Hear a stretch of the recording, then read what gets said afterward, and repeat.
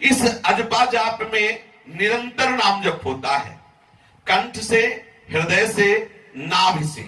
पहले जिह्वा से प्रारंभ होता है, धीरे धीरे हल्का सा उच्चारण करते हुए, नाम का ध्यान करते हुए, फिर वो उतरेगा, फिर कंठ से होने लगता है, फिर हृदय में नाम अंकित हो जाता है और बार बार नाम स्फुरित होता है, फिर नाभि से नाम अर्थात नस नाड़ियों में नाम का स्वरूप प्रकाशित हो जाता है। अगर हम 1 वर्ष जिह्वा से अभ्यास कर लें तो अपने आप कंठ से जप होने लगेगा, और यदि हम 2 वर्ष कंठ से अभ्यास कर लें तो तीसरे वर्ष में नाभि में पहुंच जाए। निरंतर खान पान करते समय भी ध्यान देते हुए, ये महापुरुषों के अनुभव की बात है। 1 वर्ष यदि हम सतत नाम जिह्वा से ले या मंत्र जपे, ओठ बंद करके जिह्वा हिलाते हुए, तो 1 वर्ष के अंतर्गत इतना अंतःकरण पवित्र हो जाएगा कि कंठ से अपने आप हो जाएगा। कंठ से जब शुरू हो तो 2 वर्ष तक यदि कंठ से हो तो हृदय में, नाभि में उतर जाता है, और यदि सावधानी पूर्वक नाभि में, जो हृदय में जप हो रहा है, ध्यान सहित हम उसका सुमिरन करने लगे तो बहुत शीघ्र अजपा जाप प्रारंभ हो जाता है। फिर करना नहीं पड़ता, बैठा है, खड़ा है, चल रहा है, फिर रहा है, वो अपने आप नाम स्फुरित हो रहा है। रोम रोम रग रग में नाम का आनंद छा जाता है। उसमें माला की जरूरत नहीं होती, उसमें बाहर कोई अंगुली चलाने की जरूरत नहीं होती, वो अंदर ही अंदर, अंदर ही अंदर स्वयं चलता है। अजपा जाप में भोजन कम होना चाहिए। अगर एक समय पाने से आपका काम चल जाए तो बहुत अच्छा है। अगर 2 समय पाए तो थोड़ा थोड़ा भोजन पाए। नींद 5 घंटे से अधिक नहीं होनी चाहिए। एकांतवास अधिक से अधिक होना चाहिए। अजपा जाप का अभ्यास करने वाले साधक को गद्दा, तकिया, ये सब जो बहुत सुखद आसन है, इनका प्रयोग नहीं करना चाहिए। भजन का खजाना सदैव अपने हृदय तिजोरी में गुप्त रखें। 24 घंटे आपको केवल एक ही लक्ष्य होना चाहिए, अजपा जाप। अंदर हमारे मंत्र चल रहा है कि नहीं, नाम चल रहा है कि, आपको एक ही बात देखनी, जो भी सेवा बने उसे आराम से करते रहो, शीघ्रता पूर्वक नहीं, लेकिन आपको अंदर से देखना है आपका नाम चल रहा है, मंत्र चल रहा है कि नहीं। नहीं चल रहा तो तत्काल सावधान होकर उसे चलाओ। भोजन सात्विक होना चाहिए। जो उपासक सदैव जप परायण रहना चाहता है, उसे चाहिए कि अधिक चावल ना खाए, क्योंकि चावल बादी और गैस बनाने वाला होता है और आलस्य प्रमाद बढ़ता है। और मूंग की दाल, पतली रोटी या भिक्षा की रोटी या कोई सब्जी 1 वक्त या 2 वक्त थोड़ा थोड़ा करके पाले। रात में दूध उतना ही गर्म पिए जितना सहज में पिया जाए। अधिक चाय जैसा गर्म पिएंगे तो ब्रह्मचर्य नाश का कारण बन जाएगा। मीठा और नमक अगर छोड़ दो तो बहुत अच्छा है, नहीं तो बहुत कम से कम पाओ। अगर आपको अजपा जाप निरंतर भजन करना है, चावल, खट्टा दही, खटाई, बहुत मात्रा में तेल, लाल मिर्च, मसाला, मूंगफली, गोभी, प्याज, लहसुन बिल्कुल नहीं पाना चाहिए। ये इसलिए वर्णन कर रहे हैं कि अगर आप मूंगफली पाओगे तो इसका परिणाम देखा गया है, ये कब्ज बनाती है, बहुत गर्म होती है, उपासक को बर्दाश्त नहीं हो पाएगा, उसके ब्रह्मचर्य को बर्दाश्त नहीं होगा। गोभी भी गैस्ट्रिक होती है। ये जितने पदार्थ लिखे हैं भजन में हानि करने वाले हैं। मांस आदि तो सर्वथा त्याज्य है, और प्याज लहसुन के लिए महापुरुषों से और शास्त्रों में लिखा पाया गया है कि जो प्याज लहसुन पाता है उसे अंत में प्रेत की योनि प्राप्त होती है। इसीलिए हमारे यहाँ खान पान में बहुत सावधानी का बर्ताव किया गया है। प्याज लहसुन आदि किसी भी तरह से हमारे उदर में नहीं जाना चाहिए। यदि आप भजन करना चाहते हैं तो भोजन के संबंध पर पहले विचार कर लीजिए, क्योंकि भोजन के रस से ही शरीर, प्राण और मन का निर्माण होता है। जो अशुद्ध भोजन करते हैं उनका शरीर अशुद्ध हो जाता है, उनके प्राण क्षोभ युक्त हो जाते हैं, चित्त में सदैव ग्लानि बनी रहती है। जिसमें ग्लानि होती है चित्त में, जो शरीर बोझा सा लग रहा है, प्रमाद छाया हुआ है, वो कैसे मंत्राकार वृत्ति कर सकता है। आवश्यकता ठीक से समझते हुए आहार करें कि ये हमारे लिए आवश्यक है, ये अनावश्यक है, और भजन में लगे तो बहुत शीघ्र लाभ होता है। घर में यदि नाम जप किया जाए तो 10 गुना फल होता है। घर में जो आप नाम जप कर रहे हो वहां गाय बंधी है, तो आप समझो कि ऐसे जब करने से उस गाय के जगह में जब करने से 10 गुना लाभ होगा। और यदि आप जंगल में चले गए, पीपल के नीचे बैठ के जब कर रहे हैं, तो आप वहां से 100 गुना ज्यादा लाभ प्राप्त करेंगे। और यदि आप वहां से कहीं तीर्थ चले गए फिर जब कर रहे हैं, तो आपको 1000 गुना, एक माला के जपने पर 1000 माला का लाभ प्राप्त होगा। और यदि आप गंगा या यमुना के तट में 8 हाथ के अंतर्गत, महापुरुषों से सुना है, 8 धारा की दूरी 8 हाथ, 8 हाथ के अंतर्गत बैठकर जप करेंगे तो लाख गुना बढ़कर आपको जप का फल मिलेगा। और यदि आप कहीं पुरियों में, जो भगवत लीला की पुरी है, मथुरापुरी, अयोध्यापुरी, काशीपुरी, कांचीपुरी, द्वारिकापुरी, इनमें जब करेंगे तो आपको करोड़ गुना फल मिलेगा।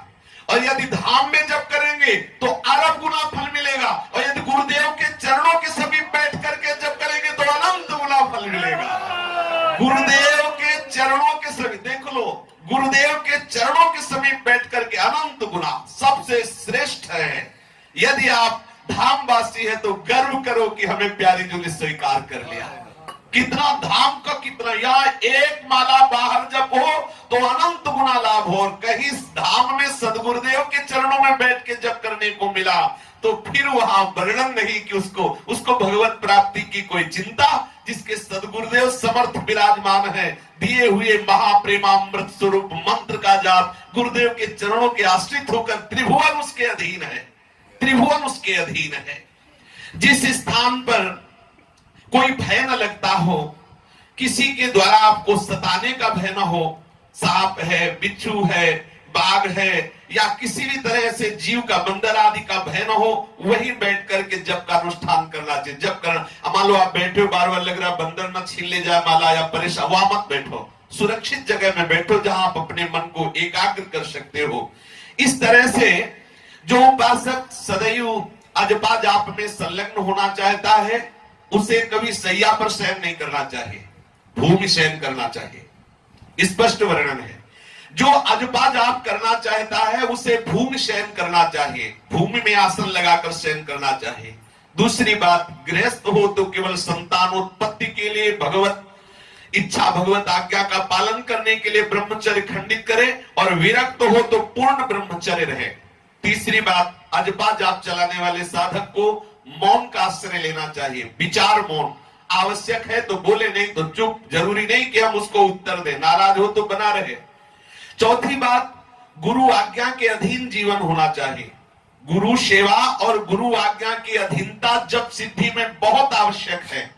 यदि गुरु की अवहेलना, मंत्रदाता की अवहेलना कर दे तो चाहे सर के बल खड़ा होकर मंत्र जप करे, कभी सिद्ध नहीं हो सकता।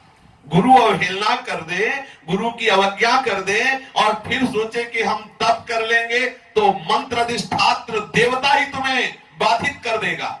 जैसे गुरु की अवहेलना की काकभूषुंड जी ने, और मंत्र जप कर रहे हैं शिवालय में भगवान शिव का, तो शिव जी ने श्राप दे दिया, जा अजगर योनि को प्राप्त हो जा। इसलिए मंत्रदाता गुरुदेव की सेवा और अधीनता और ब्रह्मचर्य रहने वाले उपासक को त्रिकाल स्नान का नियम लेना चाहिए, 3 बार स्नान करना चाहिए। भूल से भी कोई पाप कर्म ना बनने पावे।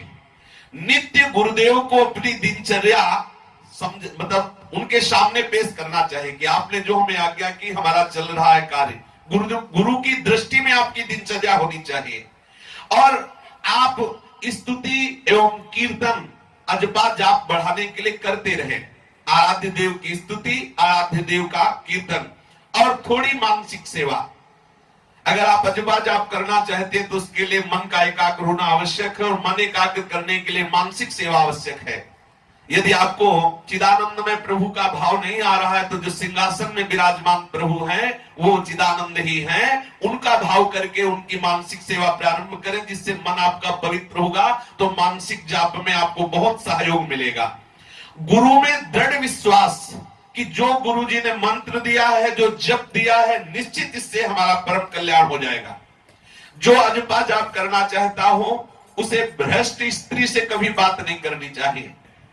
जो व्रतों का उल्लंघन करके संकल्प लेकर उनको तोड़ देते हैं, ऐसे कभी उपासकों का भी संग नहीं करना चाहिए। आज संकल्प किया ऐसा नहीं करेंगे, इतना जप करेंगे और कोई मर्यादा नहीं, सब तोड़ दे, तो ऐसे उपासकों के संग से अजपा जाप करने वाले साधक को बाधा लग जाएगी, उसका हृदय भी शिथिल होने लगेगा।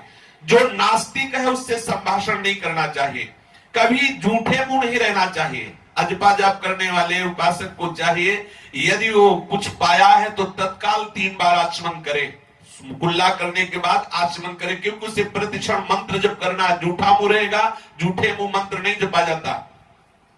और कभी किसी से असत्य भाषण न करे, कभी किसी से कपट भरा भाषण न करे। अनुष्ठान जो अजपा जप का लिए हुए कि मैं निरंतर नाम जप करूंगा, कोई कसम न खाए। हम ये बोल रहे तुम्हें विश्वास हो तो मान लो, नहीं तो हम कसम नहीं खाएंगे। कोई शपथ न ले, कभी भी किसी तरह की कोई कसम न खाए। ये महापुरुषों के अनुभव है, बाधा पड़ जाएगी भजन में। इसलिए कभी भी उपासक को कसम नहीं खानी चाहिए कि मैं, अब प्राय लोग कह देते हैं अरे भाई भगवान की कसम खाते हैं, भगवान को तुमने फ्री समझ रखा है क्या? हमारे प्राणाराध्य, हमारी जान ले लो, लेकिन हम कसम नहीं खाएंगे अपने आराध्य देव की। ये नियम होना चाहिए। अनुष्ठान आरंभ कर देने पर यदि कोई मर जाता है तो भी आप अनुष्ठान न छोड़े, कोई जन्म ले रहा है तो भी अनुष्ठान नहीं छोड़े। जो भजन का अनुष्ठान है, जो सेवा का अनुष्ठान है, मरने वाले मरते रहे, जन्मने वाले जन्मते रहे। ऐसा नहीं है कि वो मर गए तो हमारा भजन बंद, बोले आज से भजन बंद, तो सबसे ज्यादा तो घातक हो गया ये मरना कि हमारा भजन छूट गया। जन्मने मरने के सोच में भजन नहीं छोड़ना। अपना आसन, अपना वस्त्र, अपनी शैया किसी को छूने ना दो। वैसे चाहिए एकांतिक वास होना चाहिए। तो भाई जी श्री हनुमान प्रसाद पोद्दार जी ने भी कहा यदि उपासक का अकेला कमरा हो, उस कमरे में कोई प्रवेश न करे, उसकी शैया पे कोई न बैठे, उसके आसन पे कोई न बैठे, तो उसको बहुत जल्दी जो उसके भजन के परमाणु हैं अनुभव में आने लगेंगे और उसका भजन बढ़ने लगेगा। अपने पात्रों में पाए, अपनी शैया में शयन करे, अपने हाथ से अपने वस्त्र धोए, अपने कमरे का जो मार्जन आदि है वो अपने हाथ से करे, फिर ताला लगाए, बाहर जाए तो ताला लगा के जाए, कोई उसके कमरे में प्रवेश ना करे। अगर भगवत कृपा से आपको ऐसा वास मिला हो तो आप थोड़ी सावधानी रखिए, आप किसी के कमरे में मत जाइए, किसी को अपने कमरे में मत बुलाइए। साधना परायण रहो, जितनी साधना करोगे तो आपके परमाणु आपको सहयोग करेंगे।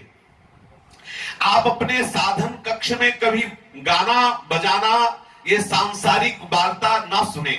जैसे आप मोबाइल आदि से है गाना बज रहा है, ये वो बज रहा है, ये सब नहीं। आपका परमाणु से युक्त भागवतिक कमरा होना चाहिए। और देखा है हमने, श्रीधर बाबा कालीदेव में विराजमान थे, छोटी सी कुटिया थी और बड़े विनोद की बात की लगी थी मच्छरदानी, और चला जाए हाथ, मच्छर की बात क्या, इतनी फटी थी कि हाथ अंदर चला जाए। जब कहते बाबा नई मच्छरदानी ले आए, ये फट गई, बोले ले अभी काम चल रहा है। ऐसे विरक्त कि मच्छरदानी लगी है और उसमें हाथ चला जाए, ऐसे बड़े बड़े छेद है और इतने परमाणु की सच्ची मानो, जहां कुटिया में प्रवेश करो तो ऐसा लगता कि केवल जप करो, केवल जप, क्योंकि वो जप प्रधान महापुरुष थे। इतने परमाणु भजन के उनके छूते ही हृदय में जैसे मशीन रख दी गई हो, ऐसे मंत्र चलता था। इतना उनका जोर का भजन था कि जितनी देर उनके पास बैठो कुछ और याद आएगा ही नहीं, केवल भजन चलेगा। और ये ऐसा कई साधकों को अनुभव हुआ। ये क्यों? क्योंकि उनका परमाणु से भरा हुआ आसन, परमाणु से भरा हुआ उनकी कुटिया है। साधक को अपने कुटिया के परमाणु सुरक्षित रखने चाहिए। यदि आप इस तरह से भगवत आराधन करेंगे, सतत नाम जप का अभ्यास करेंगे, तो बहुत शीघ्र नामी में अनुराग हो जाएगा और प्रभु में अनुराग हो जाना ही जीवन का परम लाभ है। शेष चर्चा आगे। श्री राधा वल्लभ लाल की।